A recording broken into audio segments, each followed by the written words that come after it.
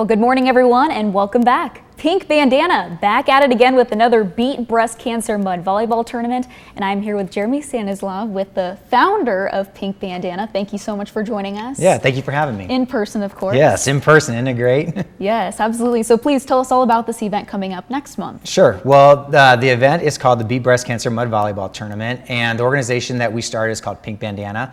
And we started the tournament before we actually started the organization. So it all started with this tournament back in 2008. My brother and a few other friends and I got together and decided to have this mud volleyball tournament. We played in one down near Adams, Nebraska, and we had a lot of fun with it. We decided to do our own, but we decided to add a cause to it. So we started working with breast cancer people that have had breast cancer, and just it's become this thing that went from just a fun tournament into like this actual organization. And each year we raise money for one or two women that have breast cancer, and they get all the funds from it. So it's a really good cause. I know this is a popular program, and you had to cancel it last year. How was that like for you guys? Oh, it was weird. I mean, it's been since 2008, and I've been a big part of it since then. And you know, our whole summer is usually taken up getting ready for the tournament. So not having it last year, just everything felt off. And that day, I just kind of went down to the area that we do it and walked around, and it just didn't feel right. The cool thing was we still were able to give the money to those recipients we chose. So we had planned to have it. We didn't. You know, we do all our planning back like in January, right around there. And so we had picked our recipients for that year. And so we said, we're going to honor it. Luckily, we've got some really good financial people that are thinking we put money away for the next year's tournament. So we really emptied out our bank accounts in order to give that money and fulfill our cause.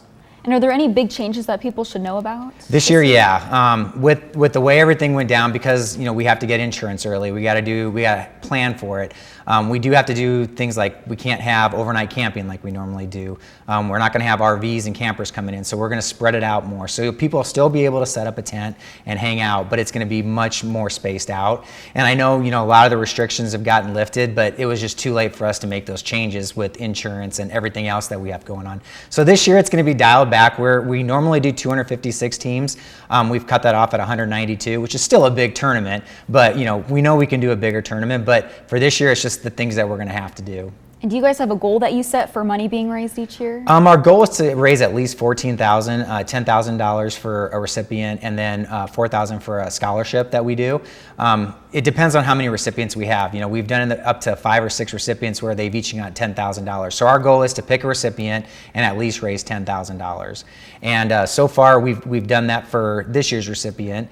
And so Michelle Edmondson's our recipient for this year, and she's gonna get the full amount. We're not sure if we'll be able to do the scholarship. It's gonna depend on what we raise, and we got to kind of refill those bank accounts a little bit after missing a year. Do you get involved in the tournament as well? I used to. I'll probably play this year because we have enough space probably to do it. So I'll probably get a play in it and stuff. I think one of the really fun things that's going to happen with it is, even though we didn't have a tournament last year, because the tournament is really about those recipients. I mean, that's what we really focus on. So we're going to bring back the other 3 women from last year, Caitlin Feltz and Louisa Williams, which are from Lincoln, and then I'm trying to think of her name. I think it's Brandy Moore from Omaha. So all 4 of them are going to come back, and we're going to honor them. We get them up in front of the crowd, and it's a big, big check presentations, and we really try to give them a day where they can feel kind of welcomed and loved and all that kind of thing. Well, we hope this year is your biggest event yet. I hope so. All right, Jeremy, thank you so much for joining us. And stick with us because we'll be right back after the break.